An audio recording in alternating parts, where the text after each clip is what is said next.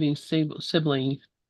Uh, all right, Susan Michelle, this mic is all yours. Hi, my name is Susan Michel. It is so great to be here as always. I am the author of Surrender to Joy From Suicide to Serenity. I teach the transformational truth of A Course in Miracles, which we are all here to study and to teach and to embody the principles of. And I will start out with the introduction of my book, because that always seems to get my juices flowing. I see a few other people in the room, and thank you so much for being here, Carrie, Regis, Michaela.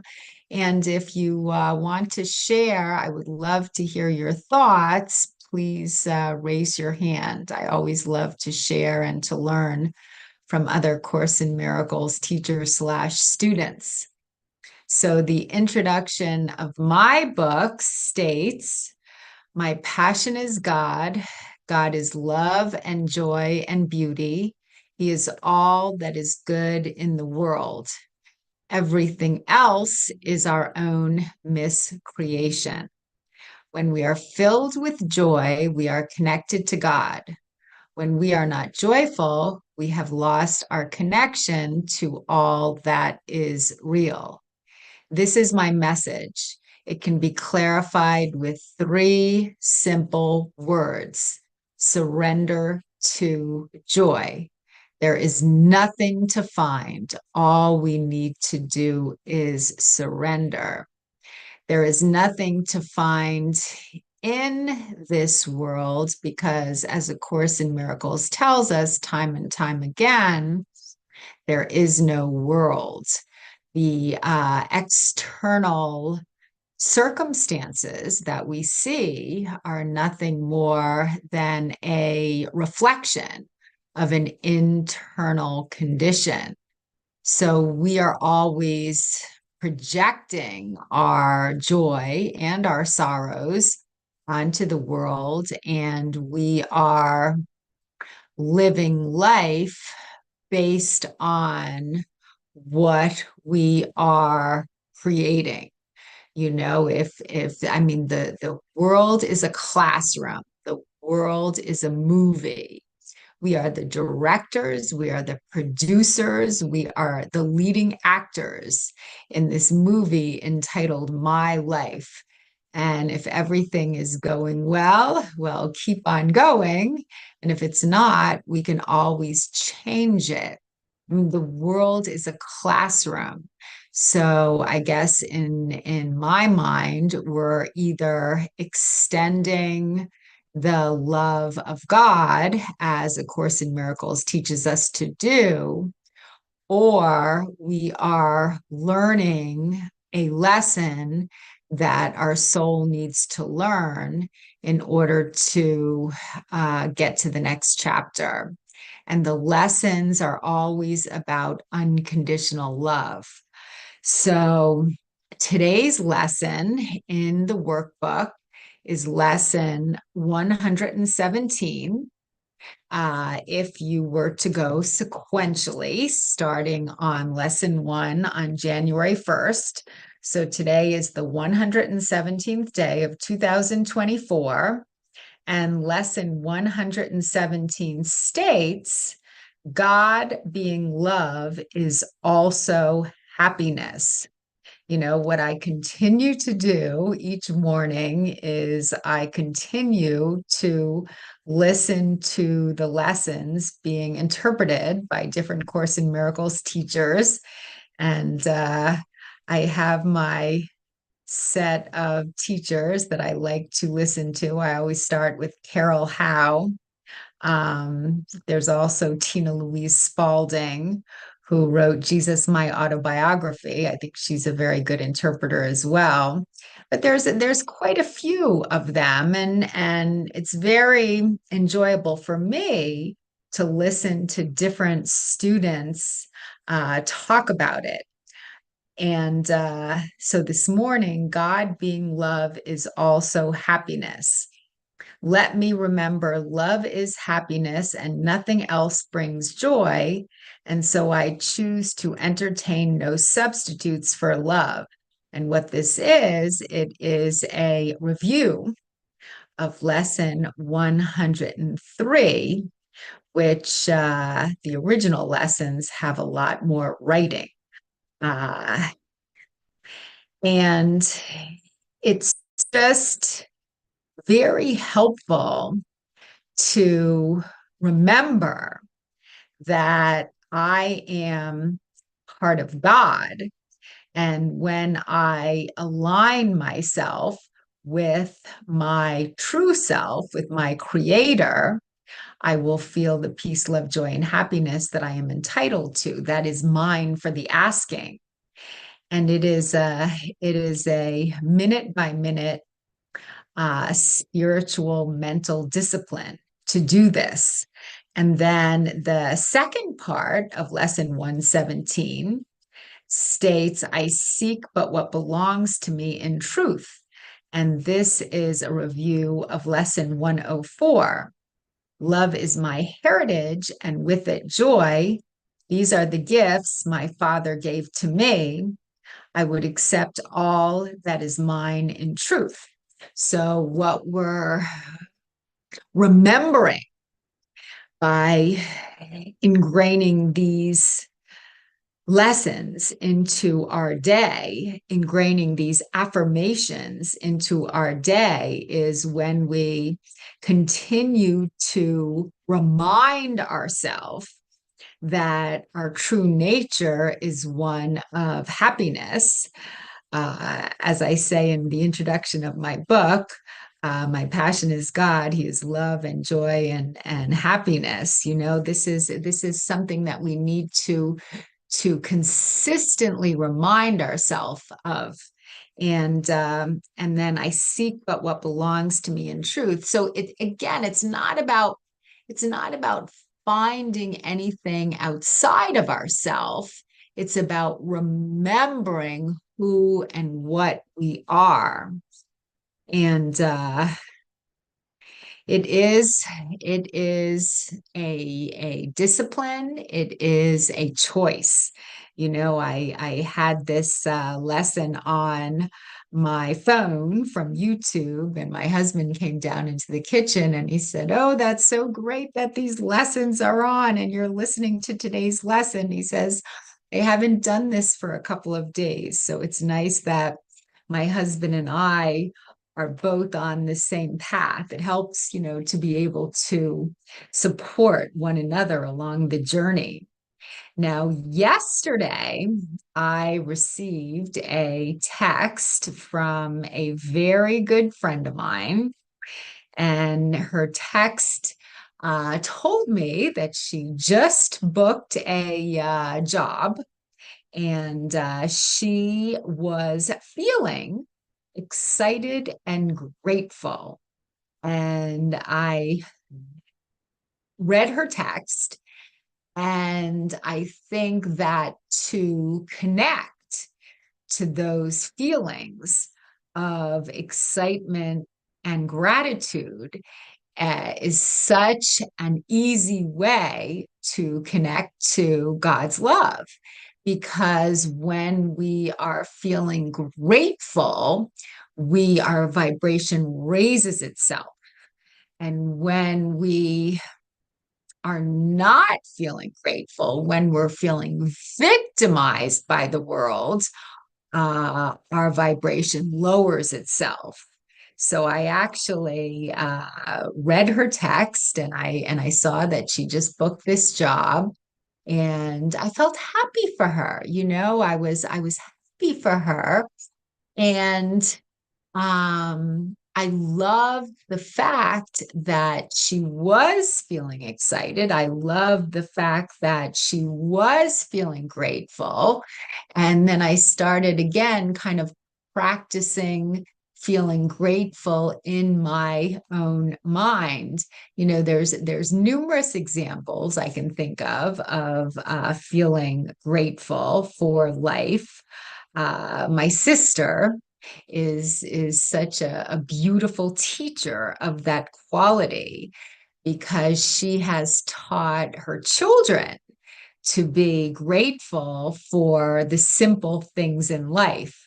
Whenever I send my niece or my nephew anything, they always respond with gratitude, and that makes me feel good. I can send them something tiny, or I can send them something large. I can send them a small sum of money or a large sum of money. I can send them a small gift or a large gift, but they're always very grateful for everything I send them. And that really makes me feel good. It's very I guess, easy to remember what brings us joy and what kind of blocks our joy. So I remember, again, I think my sister is so good about teaching her children to be grateful because growing up in our household, I think my father actually exhibited the opposite of gratitude.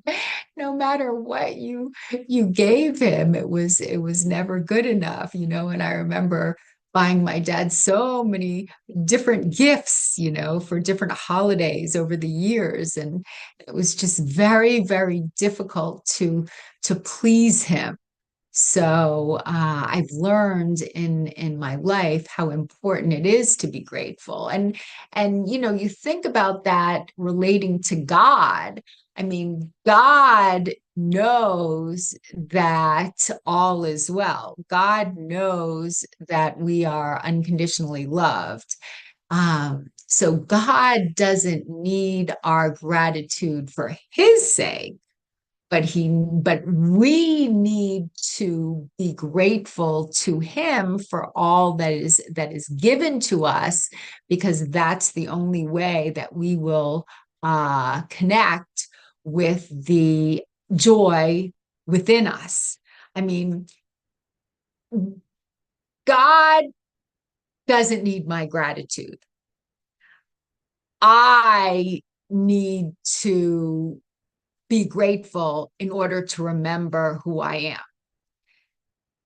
So to be grateful to God for everything he has given me serves my purpose, because it allows me to connect with my highest self.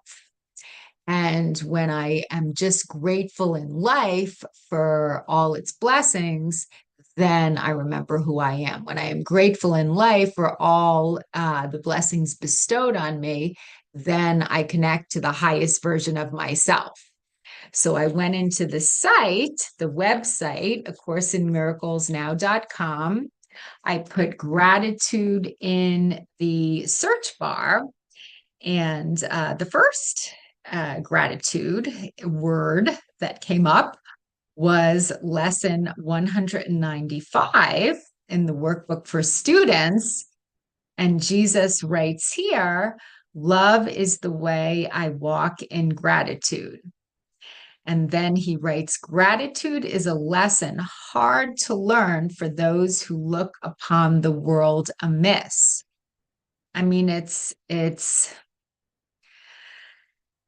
difficult to be grateful when we see a lot of wrong doings in the world. It's difficult to be grateful when we focus on the drama. It's difficult to be grateful when we focus on the chaos. So, gratitude is when we come from a place of love. Then we are able to connect to the gratitude in our heart. So it says here, the most that they can do is see themselves as better off than others. So if I see myself as being better off than someone that is suffering, well, I guess that will give me a little gratitude, but that's not really that good when I'm comparing myself to someone else. And they try to be content because another seems to suffer more than they. How pitiful and depreciating are such thoughts. For who has cause for thanks while others have less cause? And who could suffer less because he sees another suffer more? Your gratitude is due to him alone. And him is spelt with a capital H, and that refers to God, who made all cause of sorrow disappear throughout the world. So he is telling us that we cannot see the world with a grateful heart when we are focused on suffering and despair. In order to learn the true meaning of gratitude, we need to remember how blessed we truly are. And it's simple. It's really the truth is so simple, but it's not easy. It's not easy because that is not what the world teaches. I found a new Audible book. I have the Audible app and I can listen to a different Audible book each month uh, as part of my as part of my journey in Audible, as part of what I pay for. And I always punch in Course in Miracles, and I try to find different books written about Course in Miracles, and I listen to them as opposed to read them because I'm always on the treadmill or in the car. So it's easy for me to listen than it is to read. So yesterday it was time for another book, and I found 52 ways to live the Course in Miracles. And this is by the author Karen Casey.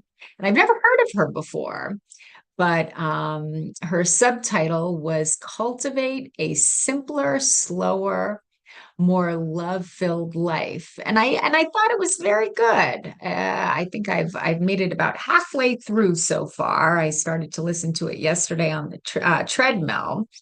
And, I mean, every Course in Miracles teacher basically says the same thing in different words.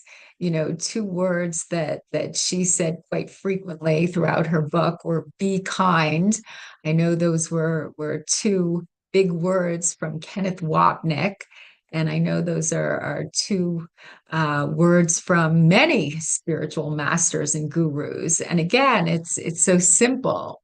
Be kind is such a simple statement, but it is certainly not easy because when we're in a funk, which tends to happen, being kind requires effort. And Karen Casey also spoke about how she was in the 12-step group for a number of years before she found A Course in Miracles. And in my studies of A Course in Miracles, I found that many 12-step people turn to Course in Miracles. And she also spoke frequently about how we have two voices inside of our head, and we always have a choice as to which one we are going to listen to, which one we are going to pay attention to, which place we are going to act from. It's basically the ego, which many times speaks first and speaks loudest, or the Holy Spirit, who speaks peacefully and who speaks confidently, but the Holy Spirit does not shout. For myself, when I listen to the ego, I tend to get really, really excited or really, really down. When I listen to the Holy Spirit, I come from a place of peace. And that's how I know the difference. Coming from an egoic state, I tend to get really, really excited because something really great has just happened. But it's kind of like based on external circumstances, and it's also fleeting, it's also temporary. Or I get really, really down because things are not working out perfectly in my external world, and that's the ego.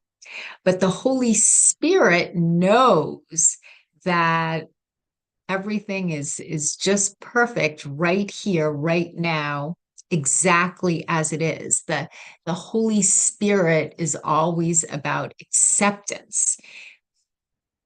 And the wisdom of the Holy Spirit does not come from the external world. The wisdom of the Holy Spirit comes from something inside of myself that I connect to. That's how I know the difference. It's so interesting. Now, as I'm talking about it, I'm really looking at the difference between the two sides of my mind. Because I know sometimes, if I go on social media and I'm looking at how many people liked my posts, I'm looking at how many people saw my posts, I'm looking for something in the external world to draw me in, or I'm again, just looking for some kind of validation, some kind of egoic validation in the external world. There's an ego involved, and it's not real. It's not the real world. It's the illusory world that I'm connected to.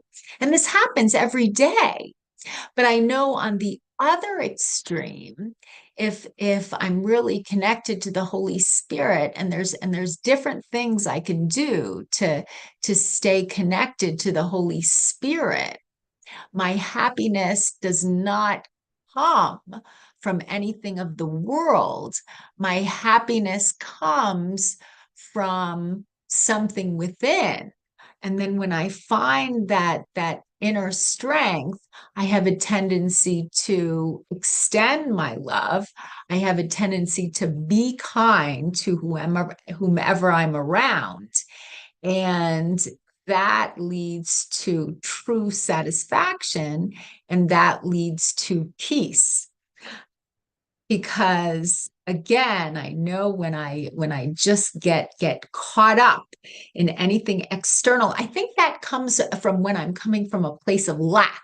When I'm coming from a place of lack, and I think I need something from the external world to satisfy me, it's a needy place to be coming from, and it creates a lot of anxiety. Again, as opposed to when I'm coming from a place of fullness, when I tap into my inner strength and then I go out into the world to share it, it's a totally different way of relating to the world. It happened to me yesterday again, going to Walmart for whatever the reason. I think I was listening to my Audible book, driving to Walmart, 52 Ways to Live the Course in Miracles. I kind of tapped into that inner place of love. And then, I went in. I mean, I went into Walmart and I had a nice conversation with the lady, my cashier, when I was checking out. And then I also started a conversation with the lady behind me in the line at the grocery store.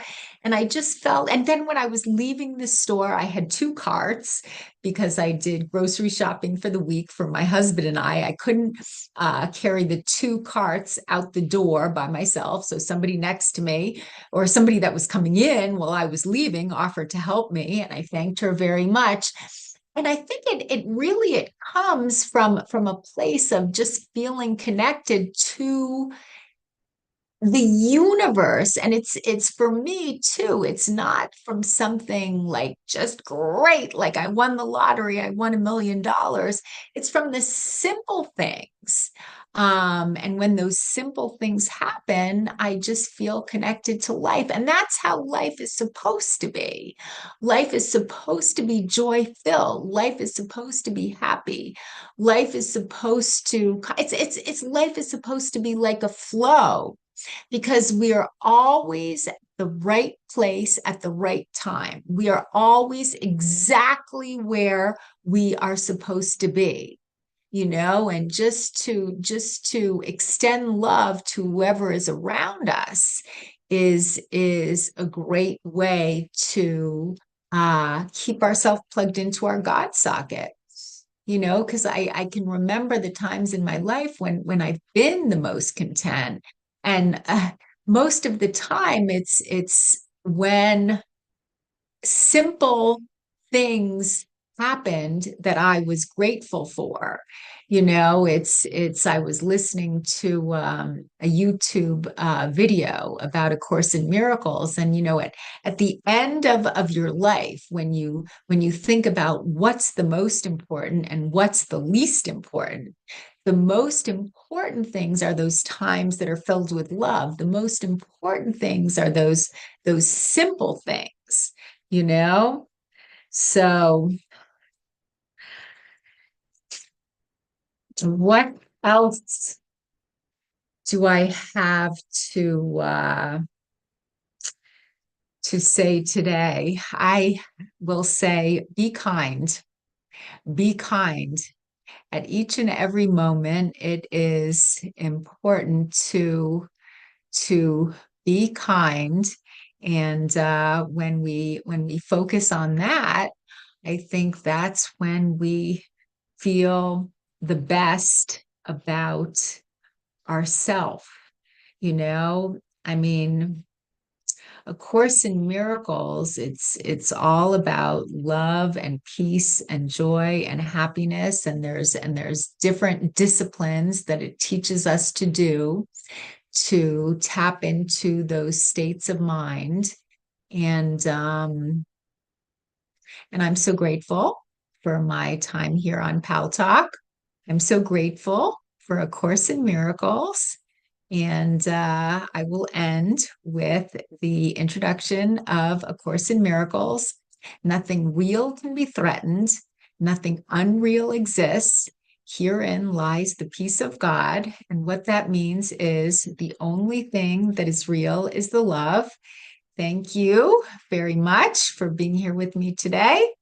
And I will return the microphone to Lynn. Thank you so much, Susan Michelle. I appreciate you so much and look forward to seeing you again on Monday. Good Thanks, morning. Lynn.